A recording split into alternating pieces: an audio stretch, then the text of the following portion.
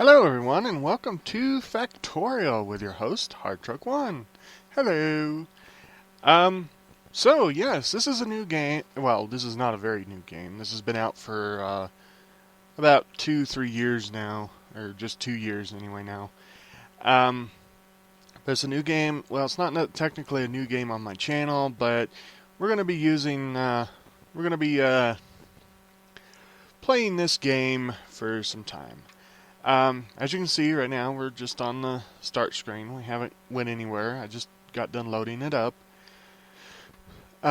So what we're going to do is we're going to click play game, but before we do that, we're going to go into mods, because I have a few mods.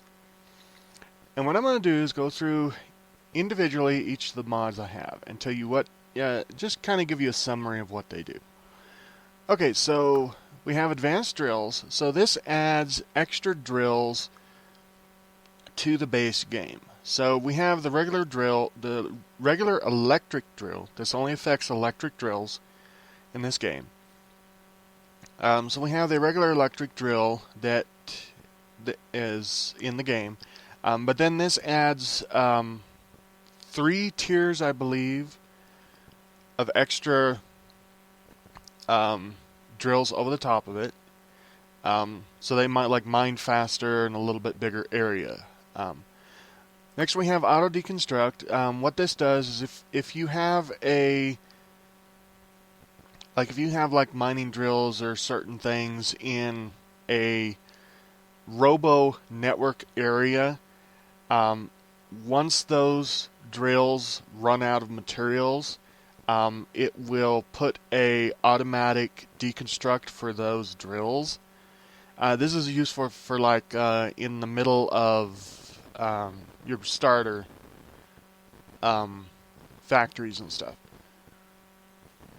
Oh, once we get done looking at the mods here, I will tell you exactly, I'll tell you what Factorio is all about, for those of you that don't know what Factorio is. Okay, and then we have autofill. So basically what this is like if you place down a furnace or anything that uses like burnable fuels or ammo and stuff like that, then this will put in a set amount of those materials into that entity. Of course, this is the base game mod. This is just where all this stuff is. Then we have better storage tanks. What this does is just kind of adds like the ability to like maybe be able to have bigger tanks. Plus, you can pick up tanks that has stuff in it instead of the contents being dumped. Like for instance, if you have like 2,500, which is the base amount that the tanks hold, if you have like 2,500 crude oil in there, but you need to move that tank, but you don't want to dump all the contents out of it, then you just go ahead with this mod. You can just go ahead and pick it up. It will retain what's in it, and then you can put it down at a later date. Bottleneck is its namesake. Just kind of tells you, where your factory is being slow and everything, and all this other stuff. Then I have fluid void pipes. The reason why I have fluid void pipes in here is because sometimes you get like kind of like an excess of certain things, and when that fills up, then it basically stops the rest of the stuff being made. Handy hands, an automatic hand crafting, is basically just what it is you set in your hands what it only portrays to the toolbar, and you'll see the toolbar in a little bit. But you can set like, I want this many to take and stay in my inventory, so if you have the necessary materials for that item, it will always keep that full. Then we have chaos power, just kind of some alternative power solutions, like there's like some different steam engines and burners, and there's also a diesel generator, so you can make fluid and stuff out of there. Manual inventory sort, just it kind of helps you sort your inventory. Military Extended adds a whole list of different rifles and guns and stuff. You'll see that in a little bit. Then we have perfect beacon. So what perfect beacon does is it takes the in-game beacon, shrinks it to a 2x2, and then gives the effectiveness of your modules that you put in it 100% to those. Then we have personal robo port switch, which basically you can turn this on and off while you're in your game. So instead of using your, like let's say you're in your main base, so instead of using your robots to construct and deconstruct stuff, you can use the network's robots and stuff. And then you don't really accidentally lose yours. Rail tanker, which basically adds a tanker to haul the transport liquids. Research saver, which what it does is if you switch research in your research table, it actually saves the progress of that. And then when you switch back to it, it'll continue right where it stopped. Resource spawn overhaul. What this does is basically, so when you start an area, you are given a certain amount of item or a certain amount of resources in that area to start, which is very limited.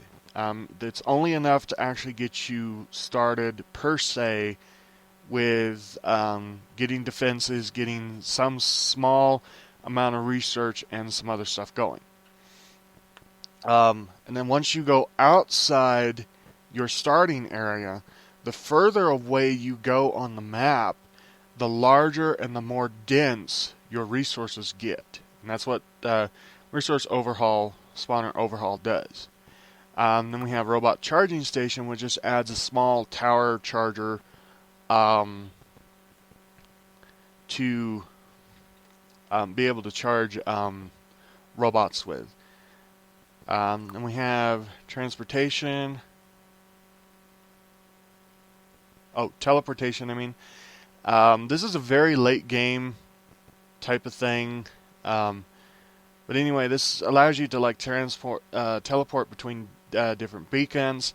There is a thing in this mod that will actually allow you to teleport as far as you can click on, or as far as you can scroll out and click on the map. But that's very late game stuff. And then we have vehicle wagon. Basically what vehicle wagon is just ability to put like your tank or your car and stuff onto a flatbed to take it with you somewhere. That's only if you wanted to. That's only if you didn't want to, like, you know, pick it up or something. We have warehousing mod. Just add some larger, bigger buildings to store items in. And then we have yet another resource monitor fork, which just basically you can click it onto your resources and you can get a little GUI up here in the corner that tells you just exactly how much that resource has in it. And you can click on several resources in order to track, you know, several smaller ones or one great big area. So, alright, so we are going to get right into it. So we're going to hit play. We're going to hit new game. And so this is the map generator. So what we're going to do here is, first let's start down here. So peaceful mode, no. So what this does is enemies never attack first. Not going to do that because I would like to have a little bit of a challenge. Sorry if you could hear that. That's my stuff in the background. Enable replay. Basically, this just means that if you click that, then if you die for any reason on the thing, it will allow you to immediately go back and replay that. Then this is our math width, math height.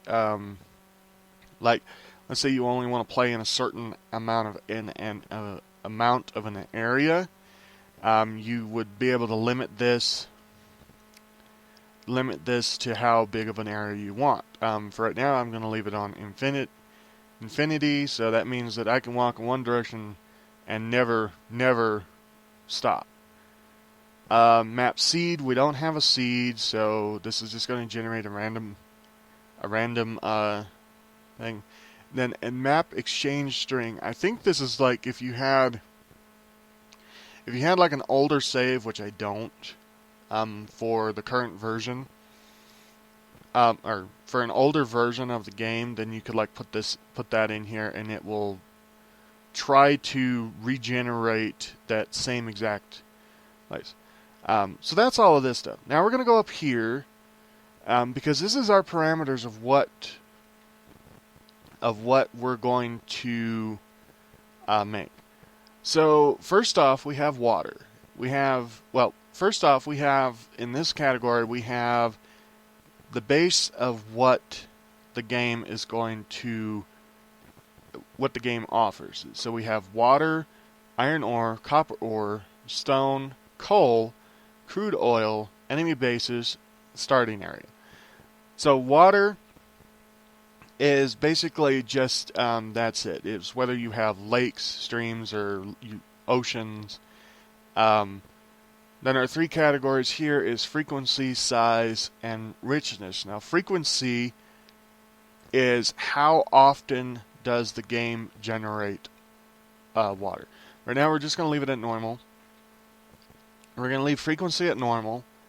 Then this is the size. This is how big it is. I'm going to put this to actually very big, because I like to have lots of water around.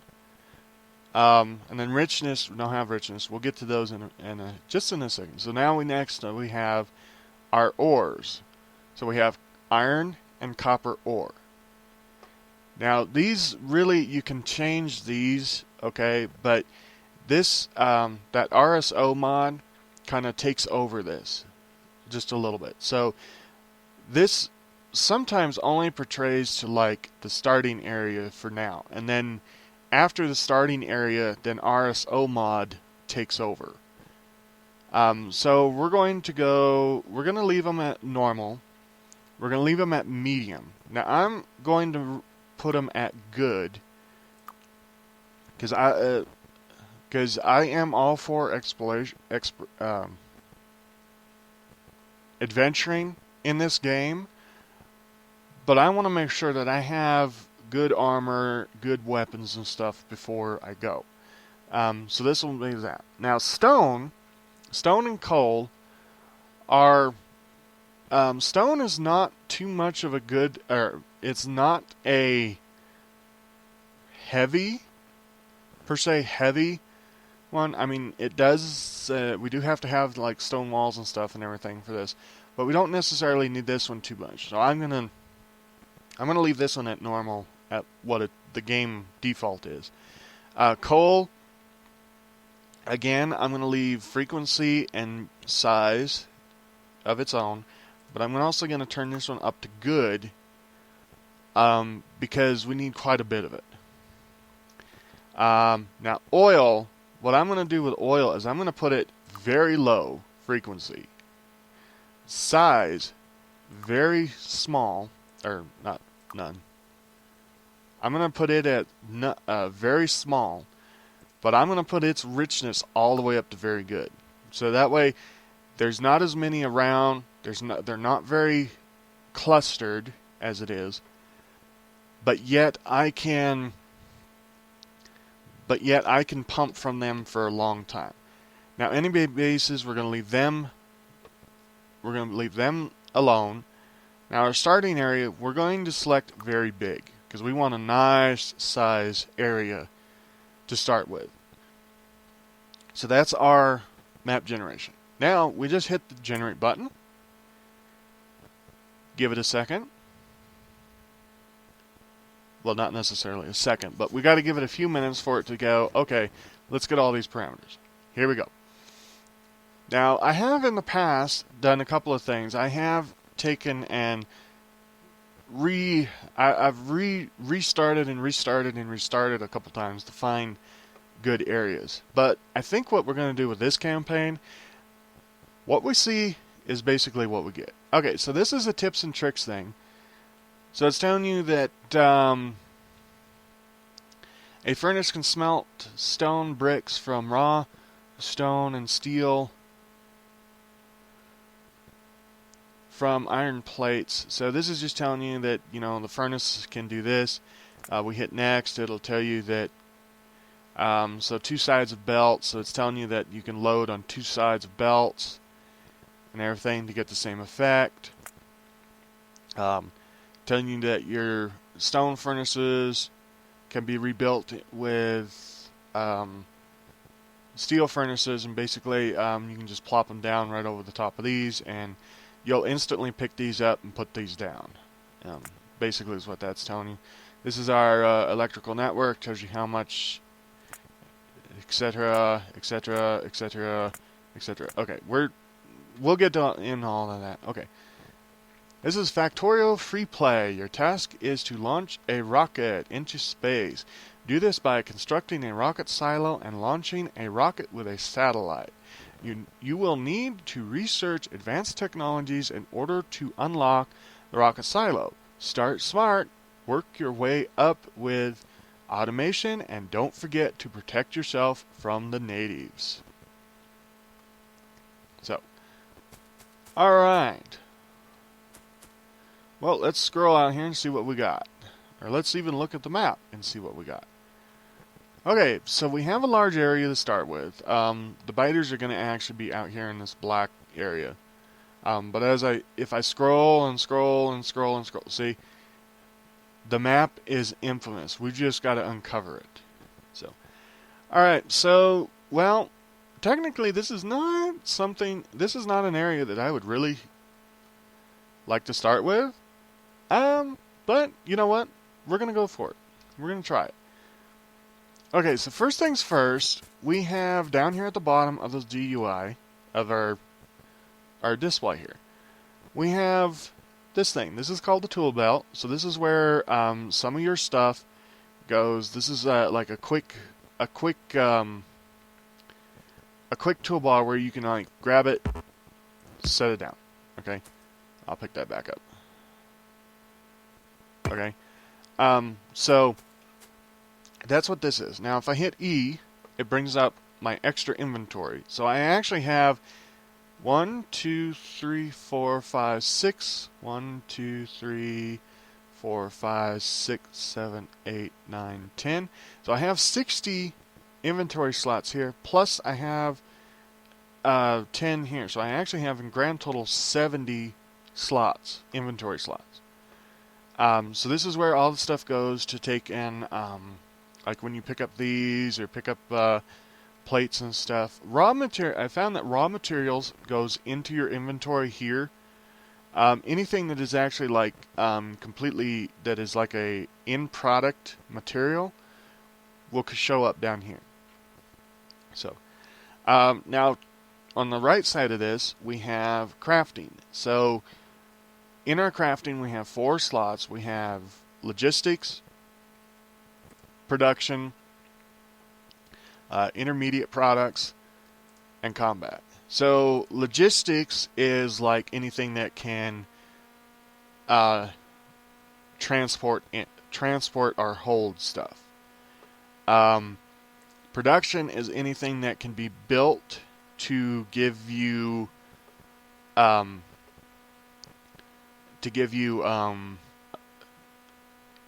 edge over your enemy. Intermediate products is what is like you take the really raw material such as iron ore and stuff, and you can break it down into even more. You have science packs that help that. Combat is just like its namesake, is combat. You know, you have 3 types of combat stuff. You have offensive, defensive, and you have the ability to see them in the case of the radar here. So that's those. Okay.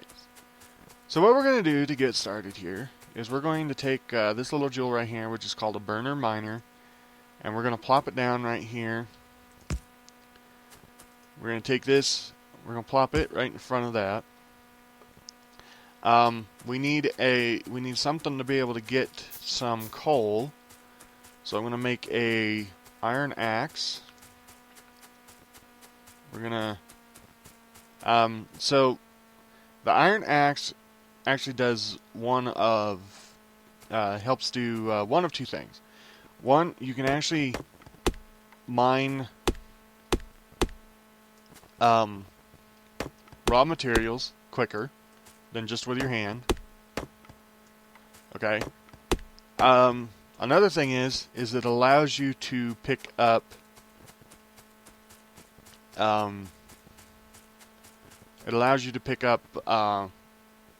these are called entities, is what it's called for the game data. But anyway, it allows you to pick up entities much quicker. Okay, so we're going to feed this thing with part of those and part of those. Oh, and these little dots right here are from the bottleneck mod. So,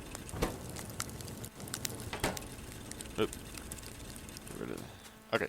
So now what we need to do is we actually need to find our stone. I believe our stone is down here in the trees. We need to start making some more of the burner miners and some more of the stone furnaces.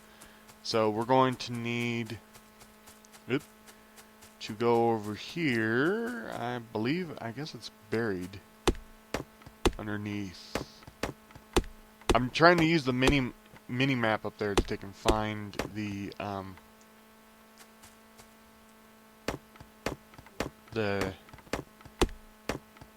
what we need. Right?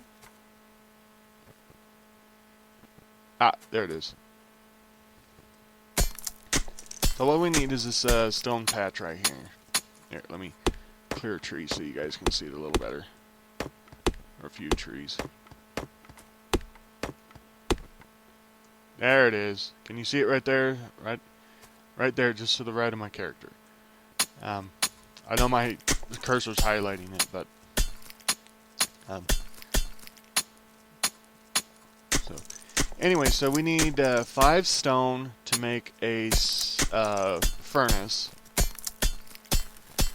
And I think what we're going to do is we're going to pick up probably about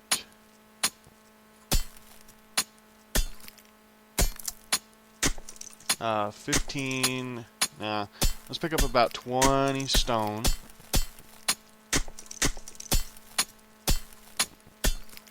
There we go. We're gonna run up. We're gonna run up here and grab some more iron.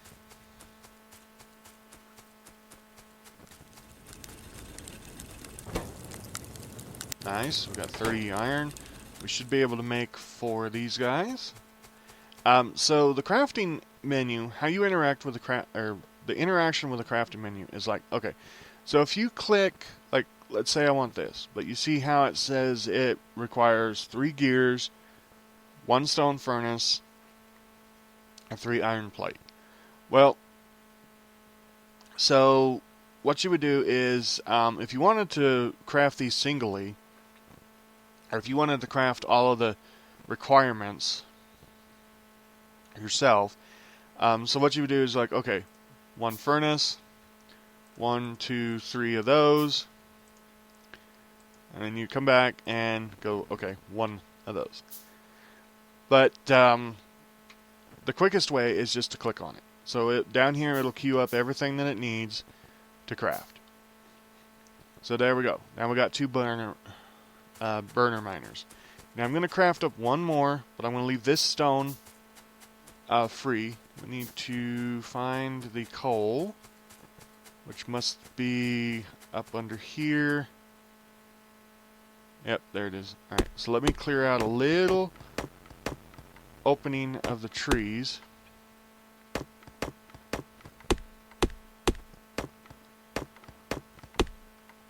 Now, you might be wondering why I've made 3 of the burner miners instead of just making 2. Well, Here's a little a hint with burner miners. If you take a burner miner and place it there, okay? You take a second burner miner, turn it around to where, as you can see, the little arrows. I'll even turn so if you hit Alt, left Alt on the keyboard by default, I believe, it will turn on your basically what your informational GU. So as you can see, the output for the burner miner that I just put down is facing south. If I take this one and face it north, okay, now both these are there. So now all we have to do is feed this one piece, and there you go. Now these two will feed, and once this piece of wood, yep, see, there you go. Once this piece of wood goes away, then it starts burning the coal, which the coal is a lot more fuel efficient than the wood. But these two will just keep feeding back until their inventories are full. Now we go over here. We're out of here. All we have is wood for right now. Let's go ahead and just do some more wood. Pretty soon we'll make it in such a way that this is all automated. Okay, so we'll have electric mining drills, these guys, setting on this. But in order to do that, we need some boilers, which requires a stone furnace and a pipe. We need some steam engine, requires a little bit more, about 5 iron gears, some pipe, and some iron plate. So there at the bottom, it also tells you the total raw ingredients and how much time it will take to actually make all of that. So to make one steam engine, the steam engine itself is not you can craft the steam engine pretty quick, but to craft all of those ingredients at one time, it will take you approximately 5.5 seconds to craft. So here we go. So we can actually make one of those, but we actually need some steam boilers first. So what I like to do that I don't see a whole lot of people do is I like to try to build up enough of the iron and stuff and everything to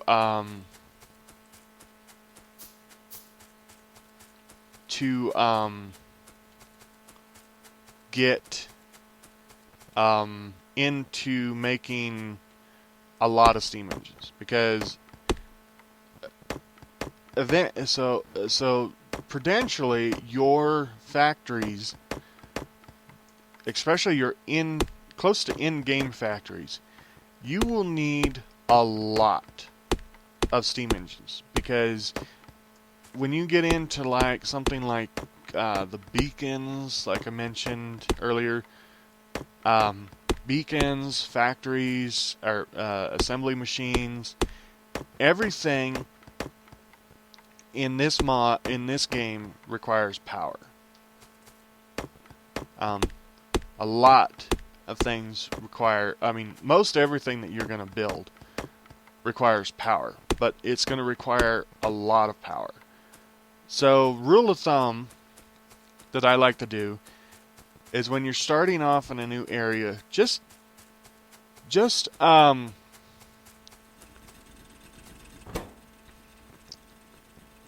I just like to go with making a huge amount of power to start with. I think what we're going to do to make power is over here on the other side of this. How much is this? And this is copper ore. That other one's iron ore. Drat. Okay, so I guess what we'll have to do is, what I was going to say is just to the left of this,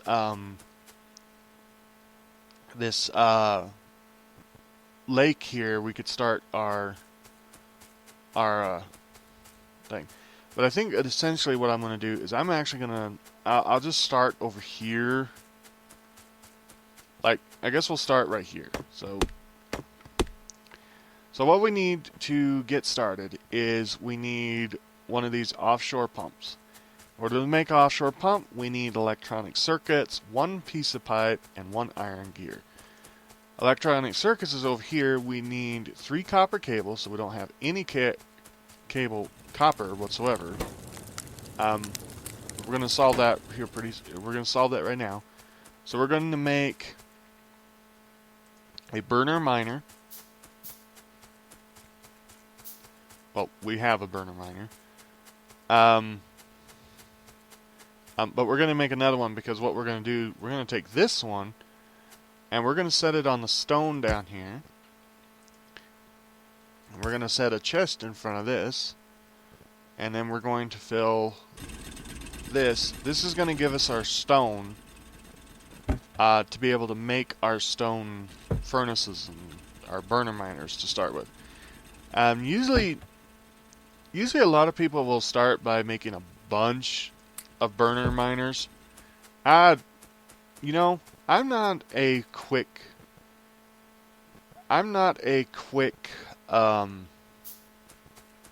game player. I like to enjoy playing the game. Even if I've played this is not my first time actually playing here. Playing with you guys on YouTube here. I have actually played this game. I don't know. I probably bought it maybe about, let's say maybe about 6. Whoop, autosave. I bought it maybe like 6 or 7 months after the game actually came out. I had to take. I was taking some time to make sure I liked the game. Watching other people play and everything, and I really like this style game. What I didn't like too much about watching people play is how extremely fast they were playing the game. I mean, to me, this slow start may be annoying for some people, but for me, I like it. I like playing slow. I like being able to understand the game and all of its potentials. Even this long after, which is like a year and a half, I still play this game slowly. If you guys can see the screen tearing stuff, I'm sorry for that, but that's just my computer. It's too slow. But anyway, I think this is a good start for the first episode. Sorry it took a little bit longer to get into the actual game. But I'm going to leave it off here. Next episode we'll get power starting to go, and we'll see what happens then. So until next time, I am Hardtruck1, and laters.